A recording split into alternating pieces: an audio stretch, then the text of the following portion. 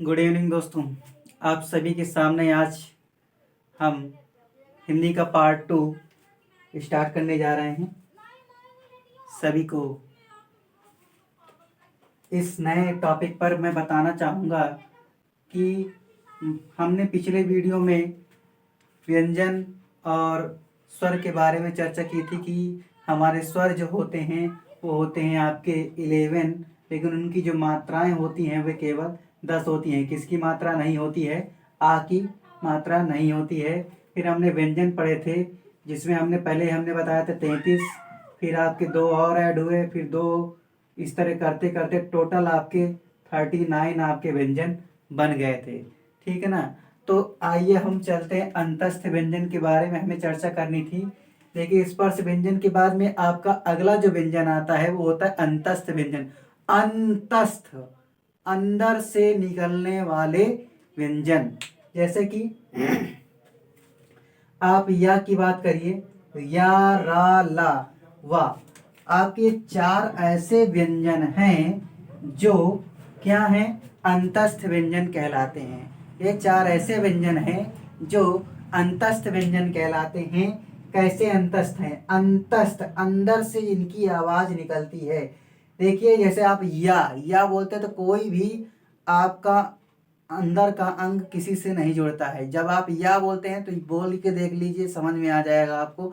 या, रा, ला, वा, यानी कि जब भी आई आवाज एकदम अंदर से निकल करके आई, कंठ के पास से निकल के आई। आगे देखिए, ऊष्म व्यंजन की बात करते हैं। ऊष्म व्यंजन, जब आपके घर में, वैसे तो इस टाइम पे सर्दी का मौसम चल रहा है, तो सभी लोगों के यहाँ पे जो है, आप सुबह सुबह निकलते होंगे जब मॉर्निंग में, तो जब आप ऐसे करते हो तो उसमें से क्या निकलता है? धुआं टाइप का निकलता है। तो क्या होता है? ऊष्मा लगती है। जब उसको आप हाथ लगाते तो ऐसे, अरे बहुत तेज ऊष्मा लग रही है। तो कैसे कि कहने का मतलब ये है कि जैसे कि ऊष्म व्यंजन की बात करें तो ऊष्म व्यंजन का यानी ऐसे व्यंजन जिनको बोलने में ऊष्मा की महसूस हो, ऊष्मा का महसूस हो, तो वो आपके कैसे व्यंजन हैं? ऊष्म व्यंजन कहलाएंगे। जैसे चर्चा करें, सा, सा, सा, हा। आप बोल के देख लीजिए, हाथ लगा करके बोलिए, समझ में आ जाएगा। शा, शा, ह, स, ह। आप बोलते हो तो हवा निकल करके टकरा रही है आपसे, ऊष्मा भी दे रही है, तो क्या हो गया? वो ऊष्म व्यंजन हो गया। आगे चलते हैं, मिश्रित व्यंजनों की बात करें, या फिर जिनको हम संयुक्त व्यंजन भी कहते हैं। तो संयुक्त व्यंजन भी आपके कितने हैं? 4 हैं। 4 का पहाड़ा पढ़ लीजिए। 4 आपके क्या है? अंतस्थ व्यंजन है, 4 ऊष्म व्यंजन है, और आपके 4 मिश्रित यानी कि संयुक्त व्यंजन है। संयुक्त व्यंजन की बात करें, संयुक्त व्यंजन में देखिए, छ से छतरी आपका, का से कबूतर आधा, और षटकोण के सा, इनको मिला दीजिए, आपका क्या बन जाएगा? ठ। इसके बाद त्र की बात करें तो आधा ता लगता है और इसमें रा जुड़ जाता है तो बन जाता है आपका त्रा। ज्ञा की बात करें तो देखिए, इसमें जा के साथ में आप जो है इया ऐड कर दीजिए, तो ये हो जाएगा आपका क्या? ज्या। इसको हम पढ़ते ज्ञा है, लेकिन होता है ये ज्या। ज्या, इया जुड़ गया आधे जा में। और श्रा की बात करें तो इसमें सपेरा संयम वाला श्रा आपका हो गया ये, और इसके साथ में रा ऐड कर दीजिए तो बन गया आपका श्रा। ठीक है ना। तो अब आगे हम चर्चा करेंगे स्वर व्यंजनों के, स्वर के जो, जैसे इनको हमने बताया कि स्पर्श व्यंजन होते हैं, अंतस्थ व्यंजन होते हैं, ऊष्म व्यंजन होते हैं। ठीक है ना। इसके बाद में आपका मिश्रित व्यंजन होते हैं। उसी तरीके अब हम आपको जो है बताएंगे कि कुछ जो स्वर आपके होते हैं वो कैसे होते हैं। देखिए, स्वरों के बारे में हम चर्चा कर लें, इसको रफ कर दें पहले हम।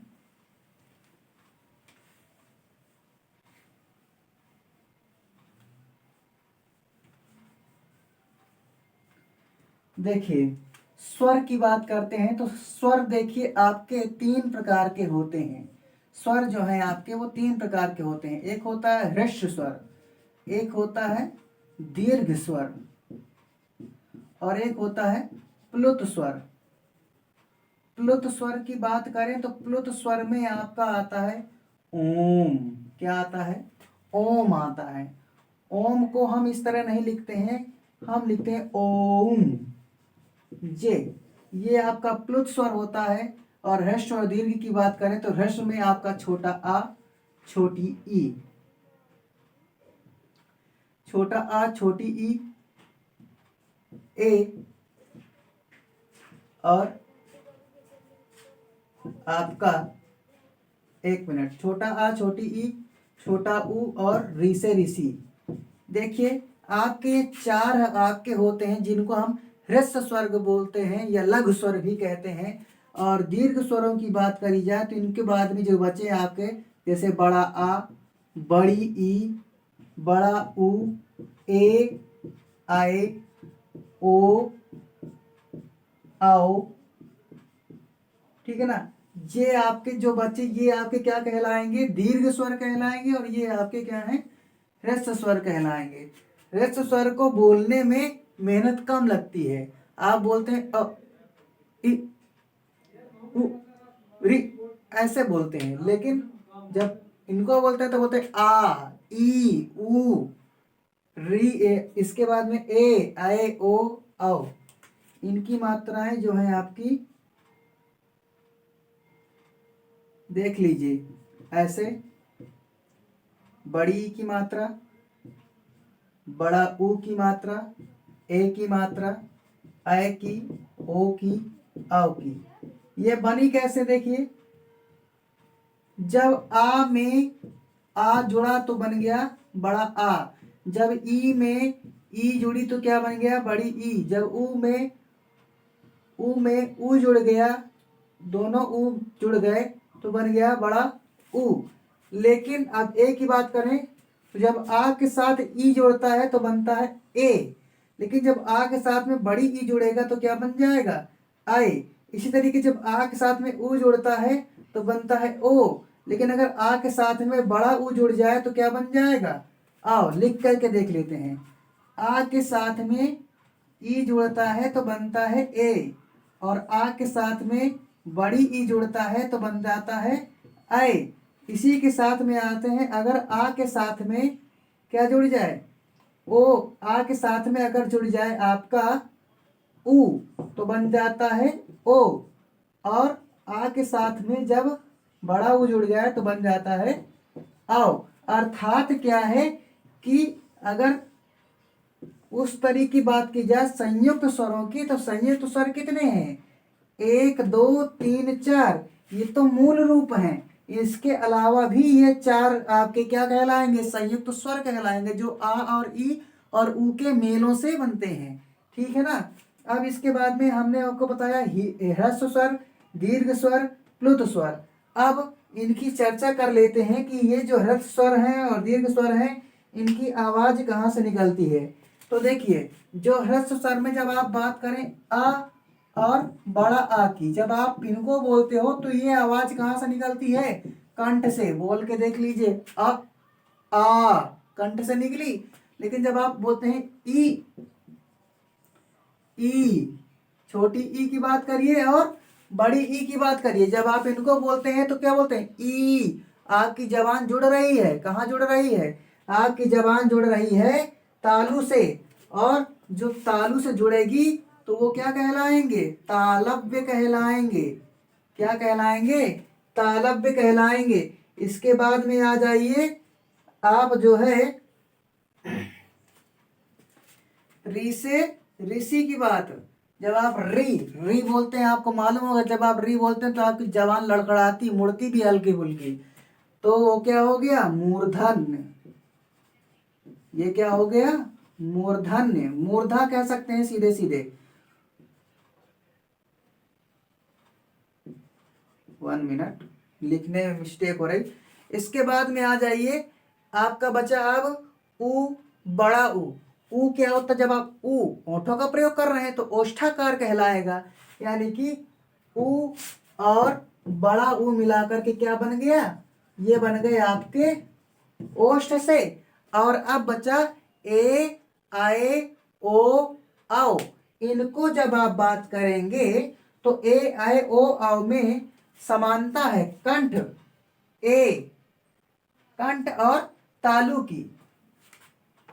जब ए बोलते हैं ऐ बोलते हैं तो बोलते हैं ए, अंदर से भी आवाज निकल रही है और आपकी जबान हल्का तालु से जुड़ती है तो कंठ तालव्य कहलाएंगे। क्या कहलाएंगे ये, या फिर कंठ तालु कह देंगे इनको। ये कहाँ से निकल रहे हैं, कंठ और तालु के मेल से निकल रहे हैं, इसलिए हम बोलेंगे कंठ तालु। और इसके बाद में अगर बात करें आपका ओ और आओ, ओ और आओ की अगर चर्चा करें तो देखिए ओ और औ को बोलने में कंठ का प्रयोग हो रहा है और साथ में ओठ का प्रयोग हो रहा है, तो क्या हो जाएगा कंठोस्य। क्या कहेंगे, कंठोस्य। ये आपके देखिए फिर से समझ लेते हैं, छोटा आ बड़ा आ कंठ से निकले, छोटी ई बड़ी ई तालव्य तालु से निकले, री निकला मूर्धा लड़खड़ाती हुई जबान आपकी, और ए और ऐ आपका निकला कंठ और तालु के मेल से। और इसके बाद में याद है ये ओ और औ आपका जो निकला कंठ और ओठों के मेल से, ये आपका निकला ओ और औ। इस प्रकार से आपके देखिए सारे व्यंजन के जो मूल स्थान है बोलने के वो बता दिए गए, और स्वरों की बात थी, सॉरी, स्वर जितने थे वो आपके उनके मूल स्थान बता दिए गए, और ह्रस्व और दीर्घ और प्लुत स्वर भी आपको बता दिए गए। देखिए प्लुत स्वर मैंने आपको सबसे पहले बताया, लेकिन प्लुत स्वर कहते कैसे, प्लुत स्वर का मतलब होता है जिसमें 3 मात्राएं समाहित होती हैं। देखिए ओ और उ, ओम, ओम में देखिए ओ भी है और उ भी है। ओ में क्या क्या है, आ है और उ है, 2 ये हो गई और एक ये उ और हो गई, ठीक है ना। कैसे आ और उ, देखिए ओ का कैसे खा, ये वाला आ प्लस उ बराबर ओ होता है, इससे बनी 2 मात्राएं, ये 2 मात्राएं और ये तीसरी हो गई, तो आपकी 3 मात्राएं हो गई। क्योंकि जब आप विभिन्न शब्दों को बोलने में आप ज्यादा देर लगाते हैं, जिस मात्रा को बोलने में आप ज्यादा देर लगाएंगे वो आपकी प्लुत स्वर की मात्रा कहलाएगी। जैसे ओम, नदीभ्य, अब ऐसे बोलते हो तो कभी कभी क्या होता है जिसमें बहुत ज्यादा उच्च स्वर का प्रयोग आप करना पड़ता है, तो वो आपके प्लुत स्वर होते हैं। ये गिने चुने ही होते हैं, ज्यादा इनकी संख्या नहीं होती है। हिंदी में केवल यही एक माना जाता है, ओम का उच्चारण आप करते हो, सुबह मंदिर की पूजा पाठ करते हो, भजन करते हो, वही चीजें हैं। आगे देखिए, अब हम इसके बाद में हम चलते हैं अल्प प्राण और महाप्राण के पास में। देखिए अल्प प्राण और महाप्राण क्या है। अल्प प्राण आपके ये महाप्राण जो होते हैं इनको हिंदी में आपके व्यंजनों में रखा गया है, जैसे कि जो आपके स्पर्श व्यंजन होते हैं, अंतस्थ व्यंजन होते हैं, ऊष्म व्यंजन होते हैं, संयुक्त व्यंजन होते हैं। इन्हीं में इनको देखते हैं कैसे। जैसे आपके स्पर्श व्यंजनों की संख्या मैंने पिछले वीडियो में बताई, स्पर्श व्यंजनों की संख्या मैंने बताई थी, देखिए 25 होते हैं, 5 वर्ग में 5 5 बनकर के बन गए आपके 25। और अंतस्थ व्यंजनों की बात करें तो अंतस्थ व्यंजन 4 थे, ऊष्म व्यंजन भी आपके कितने थे, 4 थे, और संयुक्त व्यंजन आपके कितने थे, संयुक्त व्यंजन आपके 4 थे।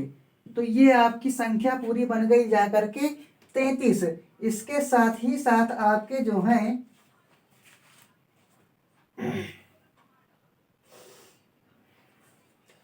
कुछ आगत व्यंजन होते हैं जो 2 होते हैं, जिनको मैंने आपको बताया था, डा के नीचे बिंदी वाला और ढा के नीचे बिंदी वाला। ये अक्षर जिनको टा वर्ग में रखा गया है, छोड़िए इनकी कोई बात नहीं भी चल रही है। देखिए हर वर्ग जितने आपके का से लेकर के आपके पा वर्ग तक के जो भी वर्ण होते हैं, जिसे आप इनको लिखते हो का, ख, गा, घा, अंगा, चा, छा, जा, झा, इया, टा, ठा, डा, ढा, अड़ा, ता, था, दा धा ना पा फा बा भा मा या रा ला वा सा हा। देखिए इनमें देखिए अल्प प्राण की बात करी जा रही थी। अल्प प्राण है यानी जिसके अंदर बहुत कम जान हो। अरे जान मतलब कि जिसको बोलने में कम ध्वनि का प्रयोग किया जाए वो अल्प प्राण है, और जिनको बोलने में ज्यादा ध्वनि का यूज किया जाए या उनका प्रयोग हो वो आपके महाप्राण है। जैसे कि का खा गा घा अंगा, जब आप बोलते क ख ग घ अंगा, पांचवें ये आपके पंचमाक्षर जिनको हम कहते हैं ये क्या होते हैं,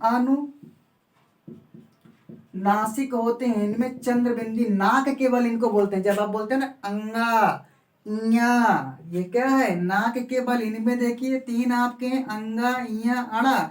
इनमें से कभी भी कोई भी शब्द नहीं बनता इन अक्षरों से। मतलब शब्द बनने का मतलब कोई भी शब्द जो है इन अक्षरों से प्रारंभ होने वाला कोई शब्द नहीं बनता है। चाहे अंगा हो, चाहे इया हो, चाहे अड़ा हो, इन तीनों का प्रयोग जो है आप देखते होंगे बीच में ही शब्द के होता है, किनारे नहीं होता है शुरुआत में। ठीक है, आगे देखिए ये तो हो गए आपके अनुनासिक पंचमाक्षर। अब बचे इसके साथ में देखिए पहला, तीसरा और पांचवा। पहला, तीसरा, पांचवा, का से लेकर के पा वर्ग के मध्य में पहला अक्षर, तीसरा अक्षर और पांचवा अक्षर, यानी पहले पद का अक्षर, तीसरे पद का अक्षर, पांचवें पद का अक्षर आपके क्या कहलाते हैं, अल्प प्राण कहलाते हैं। ये क्या कहलाते हैं, अल्प प्राण कहते हैं, जिनके अंदर थोड़ी जान होती है। और जिनके अंदर ज्यादा जान है यानी कि खा और गा, यानी दूसरा पद और चौथा पद, ये क्या कहलाते हैं, महाप्राण कहलाते हैं।